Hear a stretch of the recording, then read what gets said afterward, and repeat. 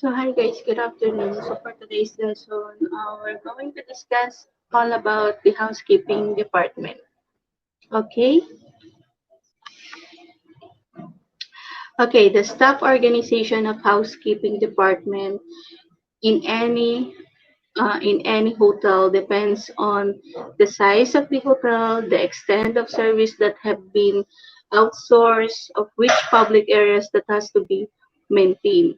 So, ayan po yan. So, ang extension ng housekeeping department ay nakadepende sa kung gaano kalaki ang isang hotel or so sa kung anong services yung kanilang i-offer.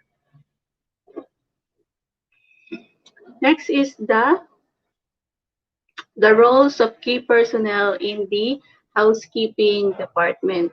Okay, the first one is we have the executive housekeeper. The executive housekeeper is responsible and accountable for the hotel cleanliness, maintenance, and aesthetic upkeep of the hotel. He is the one who set the standard. Okay?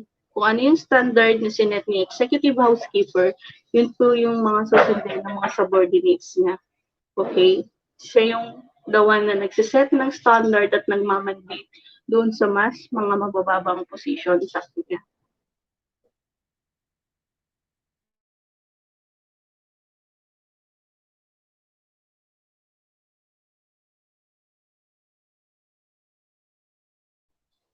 Next is the assistant housekeeper. The assistant housekeeper and the executive housekeeper works together to achieve same objective of cleanliness and maintenance in given shift. He or she is the delegated work by the executive housekeeper and works under her direction. So technically, as assistant, um, sinusunod po ni assistant housekeeper kung ano man yung mga direction, mandate from the executive housekeeper. They are partners, okay? So once na nagbigay si executive housekeeper ng mga standards that need sundan ng mga subordinates niya, andyan po sa assistant housekeeping, si assistant housekeeper na tumutulong sa kanya. Okay, next is the linen room supervisor. Linen room supervisor is a non-management person who is solely responsible for acquisition, storage, issuance, and cleanliness of the linen in its various rooms. So, any kind of linen from our rooms, food and beverage, front office, anything, si linen room supervisor yung responsible about dyan. So, from the acquisition, sa storage, siya yung nag-aayos, nag-arrange. Tapos yung cleanliness, nagsiset din ng standard for the linen room attendant. Yan, si linen room supervisor din po siya. Next is the uniform supervisor. When we say uniform supervisor, it is a non-management person solely responsible for the providing the hotel. So, yan. So, as uniform supervisor, siya yung nagpo-provide ng clean and wearable uniforms na from the staff of the hotel. So, for example, while I am working in a hotel, pag nag-check-in ako, so yung uniform ko is nalabhan na at saka planchado na at saka mukhang na. So ready to wear na po siya for the whole operation. Tapos kapag tapos na yung duty ko, ibabalik ko rin po ulit sa linen room yun. Tapos sila na pong bahala doon. Then the next day, kukunin ko po sa kanila na malinis na po ulit. Next is the uniform room attendant. The uniform supervisor is assisted by the attendants who actually do the issue of uniforms while receiving soiled uniform to begin given further into the laundry. So, si uniform room attendant, siya yung assistant ni linen supervisor. So, actually, siya yung nag-i-issue ng mga uniforms receiving soiled uniform then to be given into the laundry area. So, yun yung mga trabaho niya.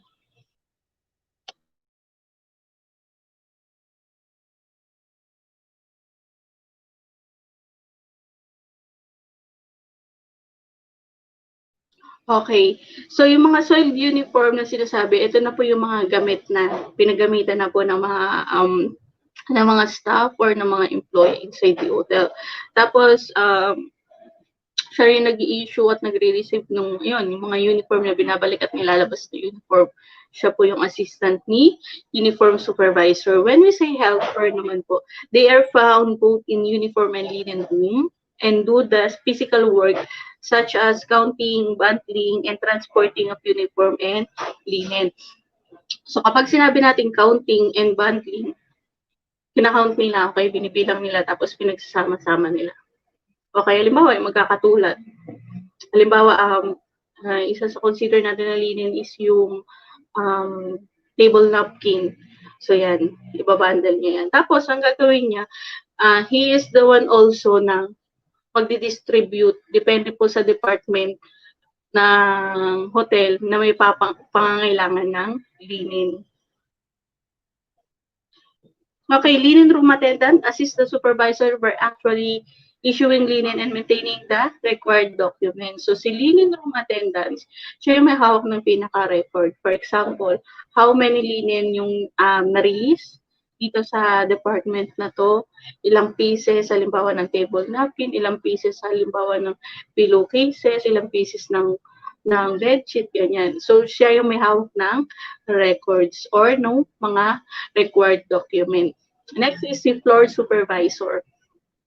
When we say floor supervisor, he is responsible for the cleanliness and maintenance and supervising the guest floor, and it is attached to a particular floor for a particular shift. Okay, so usually kapag floor supervisor, he is responsible from the public areas. Next is room attendant, also known as guest service associate. So kapag sinabi nating guest service associates, they are the one na usually kapag may pangangailangan si guest sa kanilang kwarto, sila po yung pupunta doon. Okay, sila yung nagpupunan ng pangangailangan ni guest. Kaya nga tinawag sila na guest service associates. Their main role is to give service, of course, to those customers, especially na nasa kanilang mga rooms. Okay, next is the public area supervisor. When we say public area supervisor, it is responsible for the cleanliness and maintenance of public areas in a hotel. Okay, so what are those kinds of public areas? For example, the lobby, the hallway, garden, the parking lot. So, lahat po yan. Kapag public area supervisor ka, yun ang trabaho mo. To maintain the cleanliness and orderliness ng mga nasa public area na yun. Especially why? Dahil kapag sinabi nating public area, those are places na puntahan ng mga tao. So, they need to maintain its beautification and cleanliness.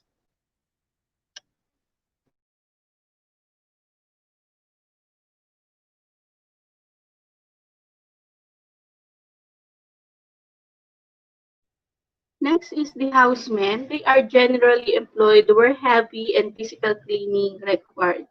So, yung mga housemen, hindi lang sila yung typical na naglilinis. No? Pag may mga kailangan, yung mas mabibigat or mga trabaho na kailangan ng physical aspect, yung mga housemen po yung takasan yan. For example, nagbubuhat ka ng mga tawag dito, supplies, mabibigat na supplies.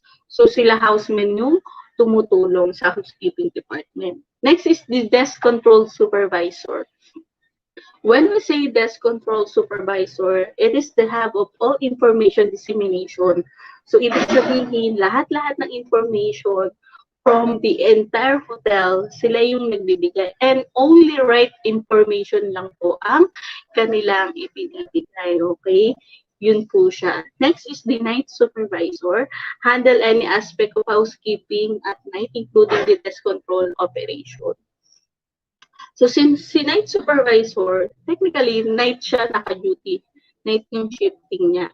And also, in-handle niya din yung desk control because para po for the operation in the next day is nakaayos na po yung details, detalyado na. What are those room na pwede pang ibenta? Okay. What are the things or the product na medyo paubos na or hindi na? Or makakapag-operate ba itong area nito? Yan. So, yun yung trabaho ni night supervisor. Technically, he's doing his or her job at night. So, usually, mas konti yung operation, pero mas marami yung ginagawa niya. Okay, format of job description of an executive housekeeper. We have here the title position, for example, the executive housekeeper. Reports to, of course, the general manager of the hotel. So, wag malilito because all the department under the hotel, lahat ng mga pinakamataas na position, bawat department, kay general manager po yan nagre-report.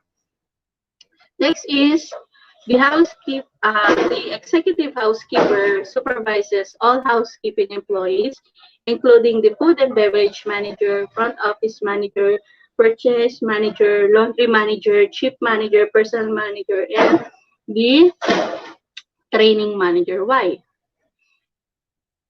Diyan siya nakikipag-coordinate. Bakit po? Because all of that area in the hotel needs housekeeping. So, makikipag-coordinate sa executive housekeeper doon po sa mga manager from different areas para kung may mga kailangan sila, especially ipapalinis or ipapa-organize or everything, sasabihin lang po nila yung executive housekeeper.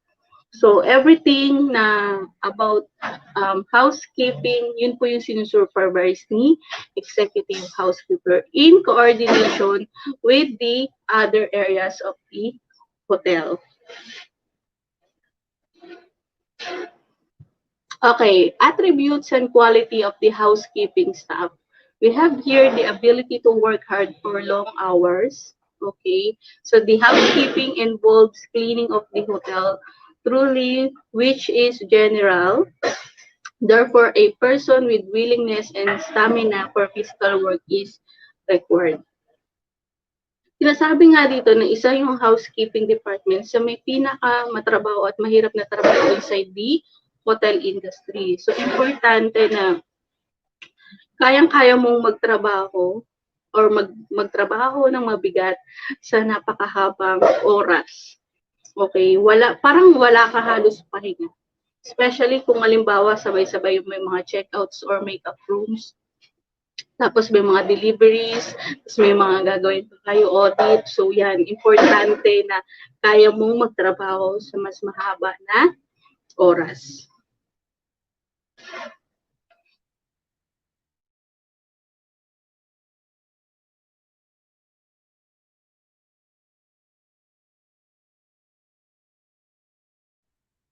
Okay, next is that eye for detail, which means the housekeeping means to maintain a very high standard of cleanliness. So the housekeeping, the staff should have the ability to observe details and see that all nooks and corners which are generally overlooked should be clean.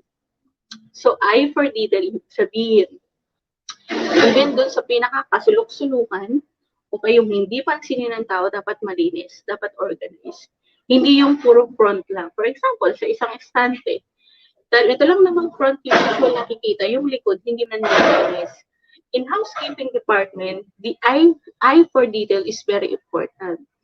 Dapat mula sa harap, papuntang likod, lahat yan clean and organized.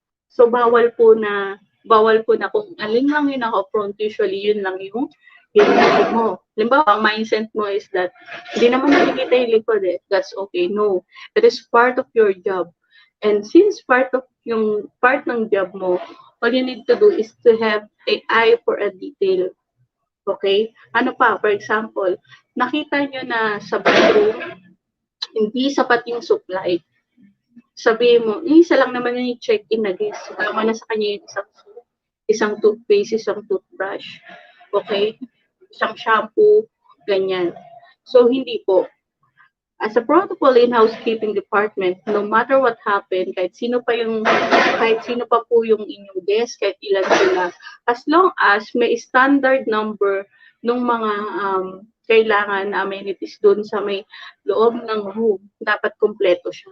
So, yun yung tinatawag natin na eye for details. Ibig sabihin, susundin mo yung mga standards set by the executive housekeeper. Okay? Next is honesty and integrity. When we say honesty and integrity, housekeeping department should be trustworthy as lot expensive accommodates are handled by them. So pag sinabi nating trustworthy, ibig sabihin, kapag may naka-check-in na guest at lumabas pansamantala at sinabi niya na, okay, habang wala kami, paki-make-up room, pakilinis yung kwarto namin. So, pagpasok mo sa kwarto, nakita mo may mga naiwan na wallet, may naiwan na pera, may naiwan na cellphone. So, what is the thing that you need to do? Dapat mabuild mo yung trust with your guests. Honesty and integrity. Huwag magpapasilaw sa kung anong nakita mo. Iisipin mo, mas maganda mamahalin mo yung trabaho mo kaysa masilaw ka sa mga bagay na nandyan lang or pwede mo naman paghirapan para makuha mo.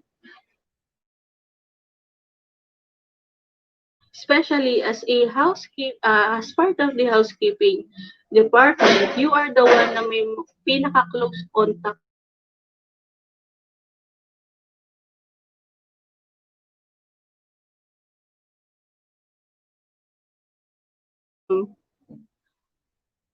ng tamang pakikisama with your guests.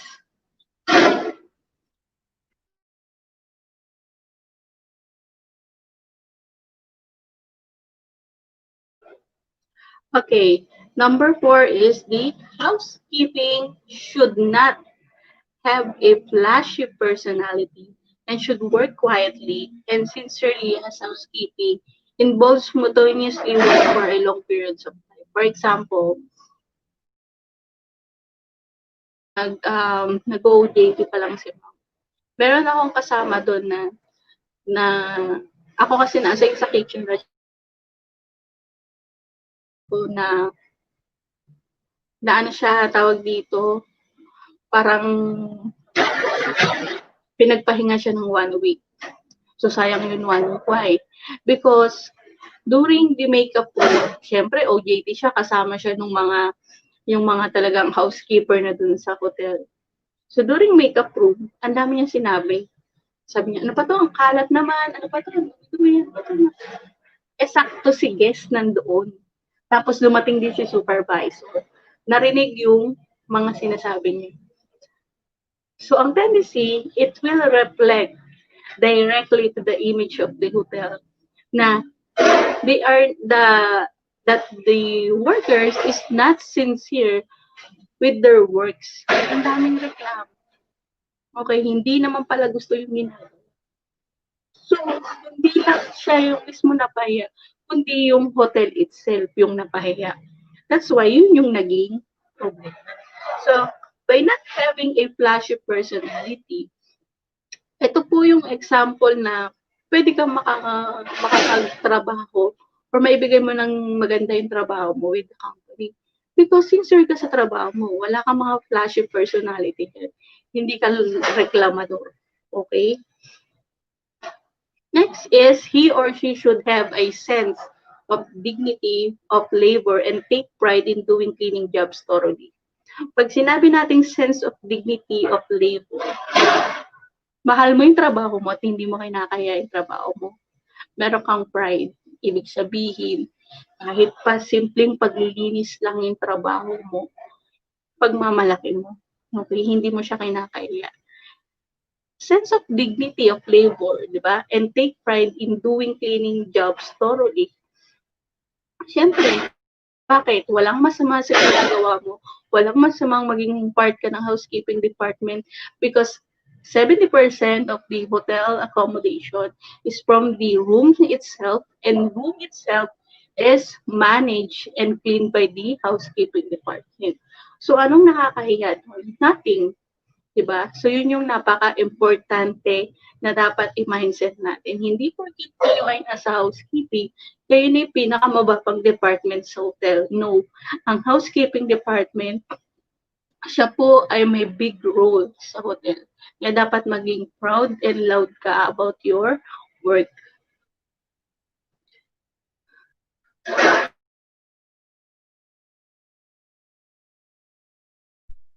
Next is should have a good communication skills at the management and guests. Of course, when we say good communication skills, it is not important naman kung makapagsalita ka ng English na tuwid.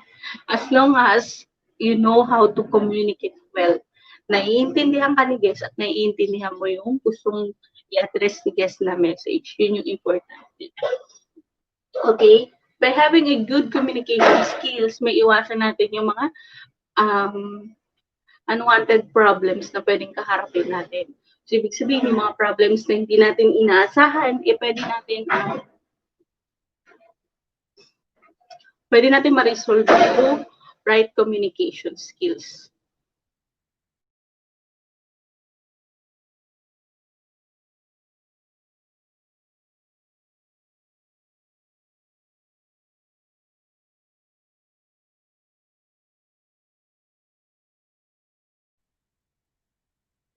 Next is a qualities of housekeeping staff. We have here for a successful career in professional housekeeping, certain personality traits, aptitude, and attitude are very important. Every hotel, for the purpose of recruitment, induction, training, and self-development of employees, needs to know the qualities that housekeeping staff must possess. The nature of business is being service personnel projection of staff enhances the image of the hotel as well as the quality of the personality. For a successful career in professional housekeeping, it is important that you have your personal traits, attitude, and attitude are very important. Why? Siyempre, pag sinabi natin and personality traits involves your whole you, okay, as a person. Paano ba yung attitude mo or character mo in terms of pakikisama sa mga guests, pakikisama sa mga employee, at pakikisama mo sa boss mo. Having a good and great personality traits, attitude and attitude, pwede kang makapagtrabaho sa isang industry, especially sa housekeeping department na, na alam mo yun, yung matiwasay, wala kang iniisip na kaaway or magiging problema. At the end of the day, being respectful is very important. Okay? Being respectful, courteous, and polite, yun yung pinaka-importante. So, isa po yan sa mga personality traits, character, or attitude na dapat meron ang isang housekeeping staff.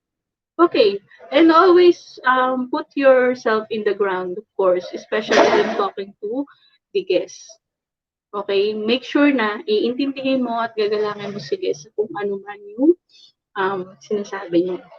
Next is every hotel for the purpose of recruitment, induction, training, and self-development of employees have to know the qualities that housekeeping staff must possess. So sa housekeeping department, tinutulungan nila ang every individual, especially their components, kung paano nila ma-develop, okay, yung sarili nila or as a person. Binibigyan nila din ng tamang training, okay, para magkaroon ng good qualities that a housekeeping staff must possess. So, ibig sabihin, hindi nila nililimitahan yung pwede mong malaman or pwede mong matutunan. Tinuturo din po nila yun. Next is the nature of business is being service personal projection of staff enhances the image of the hotel. Yes. Kahit naman po hindi sa housekeeping department. In any department, pero being specific, being in a housekeeping department, most of the time, kayo yung may pinaka-close encounter, mas madalas na encounter with the guests. So, dapat napapractice natin yung magbigay ng service, good quality service. Okay? Because we are the image of our company or our establishment or our hotel. So, kumbaga, lahat ng ginagawa natin ay dapat naayon dun sa standard na ayon dun sa tama. Okay, bakit? Tayo nagdadala ng pangalan ng hotel.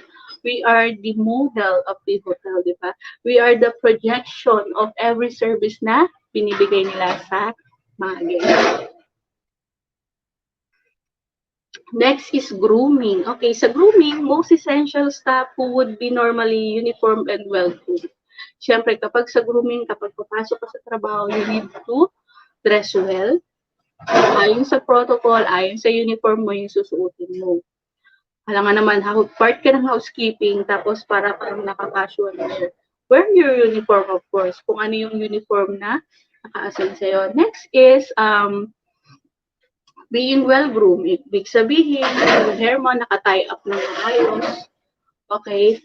If makeup is allowed, yes, mag-makeup. Huwag lang wapak na wapak. Then, ano pa? Malilinis ang mga kuko sa daliri. And of course, dapat complete uniform, hindi gusot-gusot yung uniform, and make yourself presentable by giving a simple smile to your guests. Yan yung napaka-important. Next is courtesy. It is essential that while talking to guests, it should be done with utmost politeness and charm. Making people feel special will make loyal guests. Kapag courtesy is something na parang nire-recognize nila as a person. Okay? Talking with the guests with the utmost politeness and charm. Pag sinabi natin politeness and charm, may paggalang. Parang ina-accept mo natin sinasabi niya. Sa charm, maybe we can send some smile to them. A simple smile can make changes to the mood of the guest. Kasi nginitian mo siya eh. Kumbaga, kung ang araw niya ay magsisimula ng bad mood, baka sa simpleng ngiti mo eh, maging good mood na yung kanyang araw. So, napaka-importante niya. Next is the tact, diplomacy. Not all guest requests for service can be catered, so it takes a lot of tact and diplomacy to decline without hurting a guest feeling. Okay. So, for example, hindi kasi lahat ng guests is kaya nating i-cater. Limited lang. For example, full accommodation lang. Wala nang available. So, sa tact and diplomacy, kailangan parang makikipag-usap tayo kay guest na hindi natin masasaktan ang kanyang feelings. Okay? In a nice way, papaliwanag din natin ng maayos kung bakit. Hindi yung, huwag ka na makulit, hindi pwede, wala na nga, wala nang rules, hindi po pwede. So, sa tact and diplomacy, pinapractice natin na, or dumadaan tayo sa discipline kung saan dapat alam natin kung paano natin i-handle yung mga ganyang situation na hindi naman ma-feel ng mga guests na they are rejected. So, papaliwanag lang natin yung situation.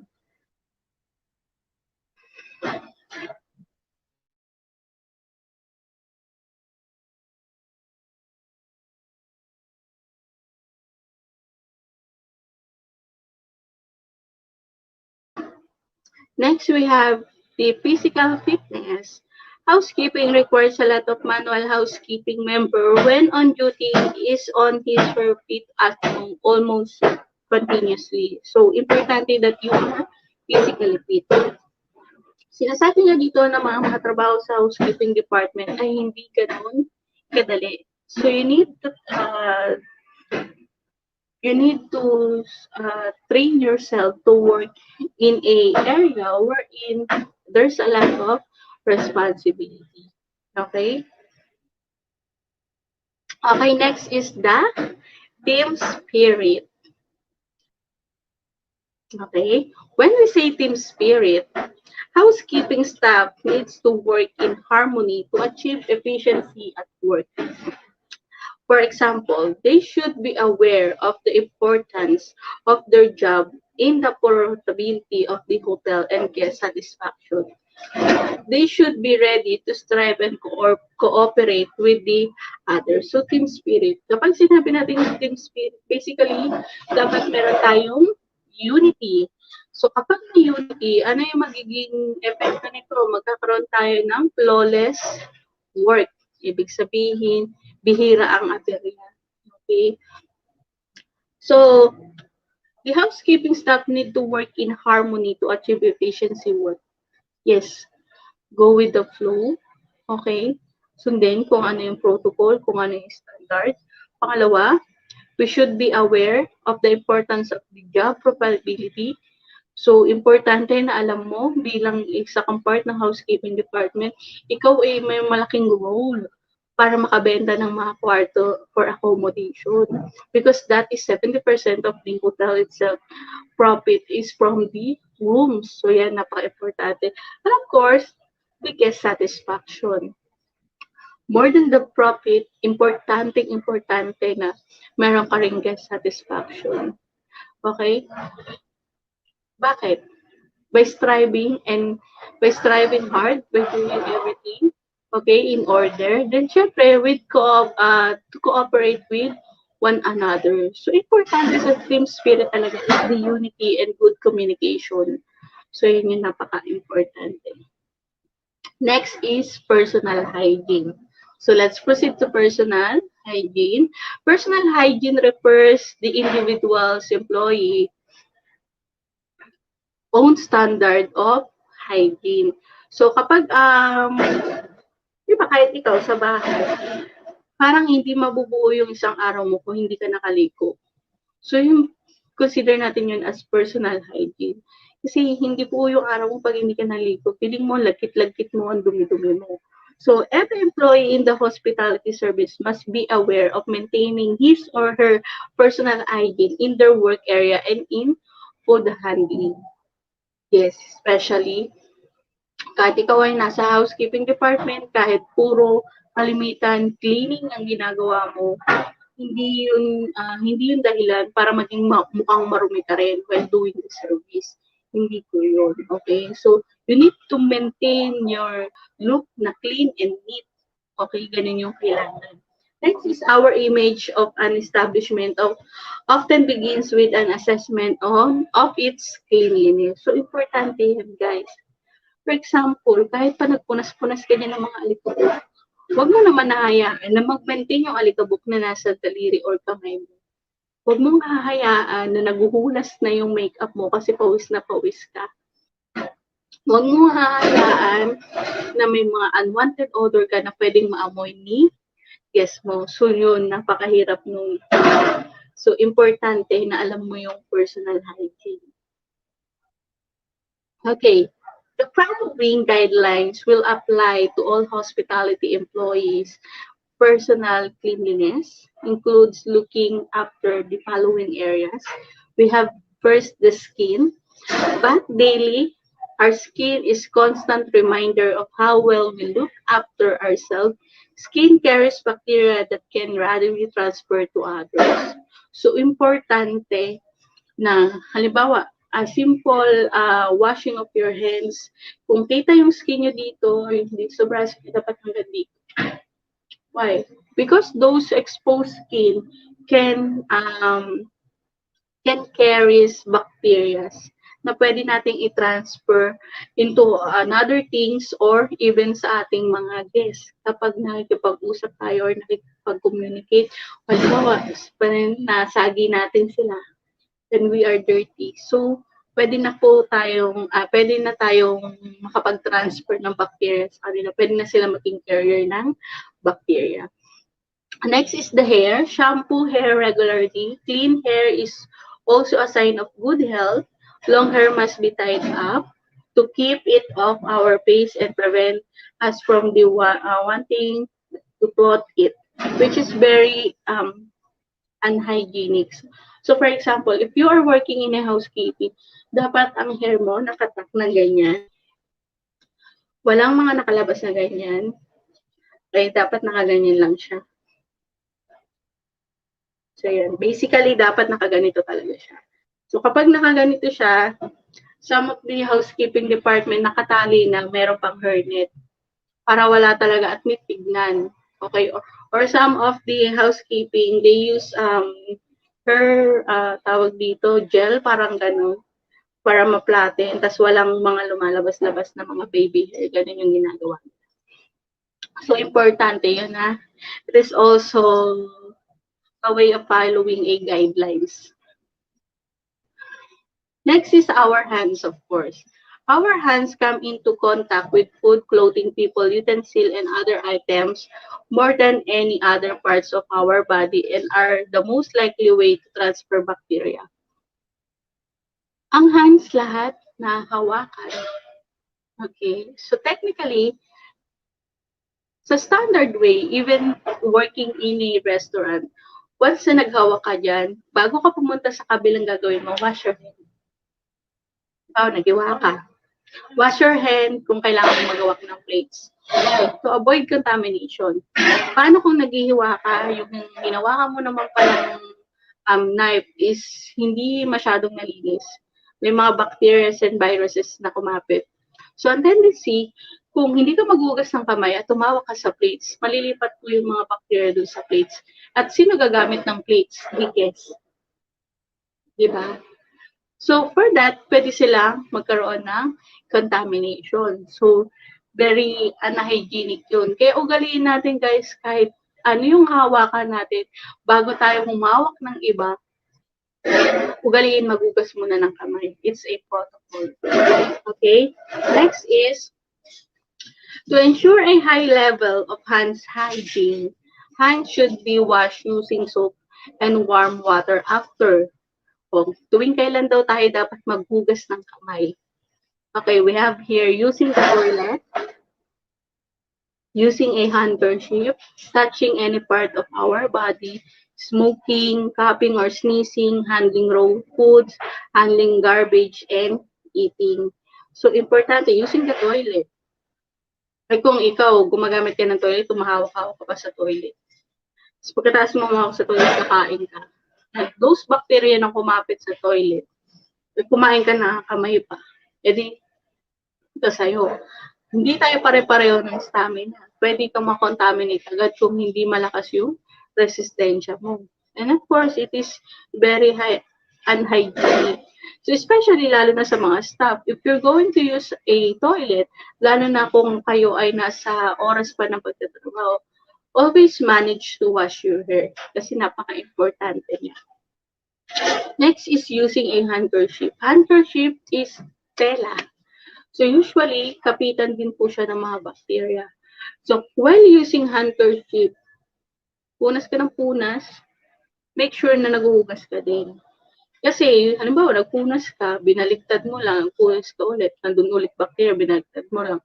Baliktad ka lang ng baliktad, hanggang hindi mo alam, kakabaliktad mo, ganun pa rin yung pinupunasan mo.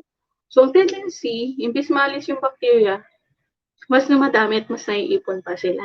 Next is touching any part of the body. For example, during the duty, hindi inawasan ang init na pawisan ka dito sa ilong. Nagpunas ka, gamit yung hands mo lang. So, tapos, biglang tawag si guest, pwede ba makahingi ng glass of water? Ginawa mo, nagawa ka ng glass of water, hindi ka nag-wash ng hands. So, technically, the bacteria from our other parts of the body, kumapit na po dun sa baso. So, ang nangyari, pag inom, source of contamination pa rin. And of course, smoking. Siyempre, kapag nag-smoking ka, sigarilyo, nicotine, bacteria, viruses, tapos hindi ka pa nag-toothbrush, hindi ka nagugas ng hands. During your service time, amoy na amoy ka pa ni guest. So, napaka-unethical din yan. Siyempre, coughing and sneezing. Ayan.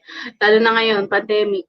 Umupo ka lang or umatching ka lang, big deal na sa mga tao, may COVID ka na agad. So, importante kapag nakakaranas ka na ng mga ganong bagay, please maintain to wash your hand. Kasi importante na maiwas tayo sa mga viruses because it also can affect the lives of the others. Okay, next is handling raw material, raw foods. For example, mga hilaw na karne. So, importante, although hinuhugasan mo yung karne, pagkatapos mo siyang hugasan, maghuhugas ka pa rin po ng kamay. Why? Para din po sa mga, yung amoy, mawala. And of course, to avoid contamination as well. Next is handling garbage. Siyempre, basura yun. Hindi mo nakikita kung ano-ano yung mga bacteria or viruses na pwede kumapit sa kamay mo. Kasi basura yun. Of course, lastly is eating. So, importante na habang kumakain ka is that ugaliin paghugas ng kamay bago kumain at pagkatapos kumain para mapangalagaan mo rin yung iyong kalusugan at maiwasan yung transferring of viruses and bacteria to avoid contamination pa rin.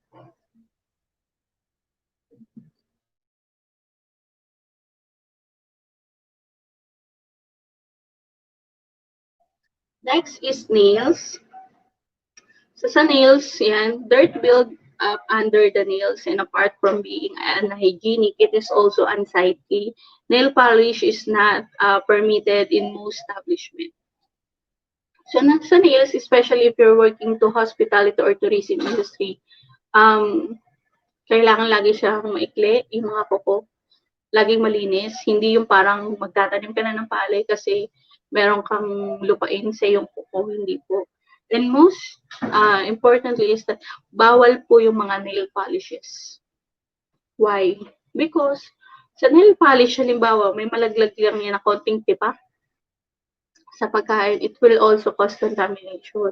That's why all the persons working in hospitality industry, they are not allowed to wear nail polishes. Next is the body odor. Use deodorant is essential even if you don't perspire much, but the use of perfume is not. Perfumes can be overbearing and can influence the taste of the food and affect our sense of smell. Okay, for example, using deodorant, kahit hindi ka naman pawisin, kailangan mo gumamit ng deodorant. Okay? Mamaya, during the housekeeping production, ganoon ka ng ganun ng kamay, amoy na amoy ni guest.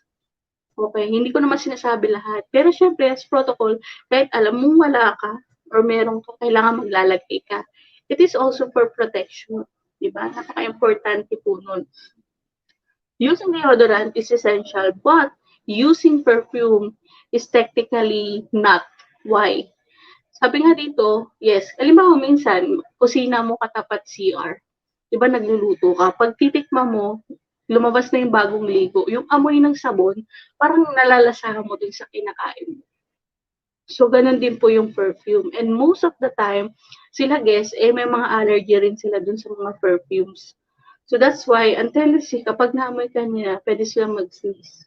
So, isa pa yun sa important. Ano pa? Sense of smell. Sobrang bongga yung paglagay mo ng pabango. Hindi, puro mabango lang na amoy mo, kahit pala mabaho na yung nasa harap mo. Next is oral hygiene. When we say oral hygiene, no one likes to admit they have ever a bad breath, but most of us have had a sometimes good oral hygiene means cleaning teeth at least twice a day using a breath freshener, especially after eating and smoking. Napaka-importante ng oral hygiene, especially lalo na kapag umaarap tayo sa mga guests. Pag hindi mo pwedeng sabihin na hindi mabaho hininga mo. Okay? Make sure na, oo, pwedeng hindi mabaho hininga mo, pero napaka-hygienic naman para sasabihin mo na hindi naman mabaho hininga ko kahit di na ako gumamit ng mouthwash, kahit di na ako mag-toothbrush. So, basically, most of the customers, mapapansin nyo, minsan mapapatingin sa bibig mo. So, we need to maintain the freshness of our breath. And of course, make sure na malinis ang ngipin. And ano pa, basta ang dami. Ang dami yung pwedeng gawin sa oral hygiene. So, kung hindi man, halimbawa, naiwan ng toothbrush pagkatapos kumain during the tawag dito, during the time na naka-duty ka, at least meron kang mouth freshener, okay? O kaya mga Listerine na dito, yung mga pangmumog na yan. So, importante yan para ma-survive mo yung isa buong araw. Okay, next, our uniform. Our uniform works in hospitality, maintain an image for the organization, and serve as protection for the employee. Jewelry should also be restricted in workplace. It may cause small accident. Okay, your uniform itself will represent kung saan kang company nagtatrabaho. Kaya importante na sinusuot mo. It also serve as your protection. Okay, especially for the employee. Jewelries, yes, it is not allowed, especially in hospitality, especially if you are working in a kitchen. Bawal po yung mga hikaw, kwintas, ganyan. Pero kung meron ka pong wedding ring, yan, ina-allow po ang wedding ring. Sa mga nagwo-work naman sa housekeeping department, most of the time, they are allowed to use earrings, pero yung pearl, yan po. Then ngayon, nag-a-allow na rin sila mag-use ng watch. Kasi for example, if you're going to have a makeup room or check-out, meron lang limited time po yun. So kailangan importante na updated din yung mga employees sa oras. Okay, a plain wedding band and a slippers for peers, ears are usually standard but individually organization will not set their own standard. So, yun. So, technically, kung may butas ang tenga mo, standard dapat dalawa lang, may ikaw. Hindi pwede yung nasa hospitality ka mula dito sa taas pababa, ganun. Hindi naman ginajudge yung mga taong may ganun. Pero syempre, making yourself presentable and being part of the hospitality industry, dapat i-practice mo kung paano mo pananatili ng mukhang maayos at galang-galang yung sarili mo. Remember, facilities planning for housekeeping department. There is no ideal or universal mode for layout of the housekeeping department. The layout differs from hotel to hotel, and it is dependent upon the size and physical space limitation. It is important that the space required for housekeeping department, according to the skills of the operation, should be allocated. So, ibig sabihin,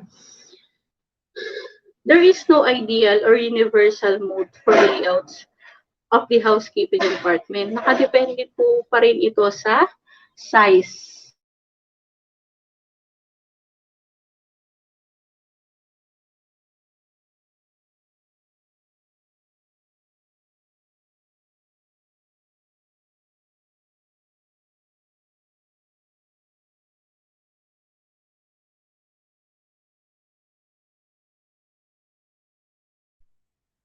Kapag sinabi nating nakadepende pa rin sa size of hotel, kasi iba-iba naman po tayo, di ba? Most of the hotels, they have different layouts. So, meron tayong mga small hotels, medium hotels, large hotels. So, depende po sa specification nila. If the hotel is small, the space that need ng housekeeping is limited lang. So technically, kung alin lang yung mga in-offer nila, kung ano lang yung mga space na available nila, yun lang yung sasakupan ng housekeeping department. Ano pa? It is important that the space required for housekeeping department according to the skill of operation should be allocated. Okay? So, nakadepende siya sa space required for housekeeping. Tapos, tsaka mo susukatin kung hanggang saan yung sakop ng operation ni housekeeping department. Diba? Halimbawa, yung mga motels is different from the hotels. Most of the hotel, kompletong facilities. They have their own restaurants, spa, gymnasium, swimming pool sa loob. So, lahat yun, under ni housekeeping department, lilinisin niya yan, i-organize niya yan, i-upkeep niya everything. Pero kung halimbawa, ang mga motel, most of the time, ang in-offer lang naman nila ay mga rooms. So, yung mga rooms lang po na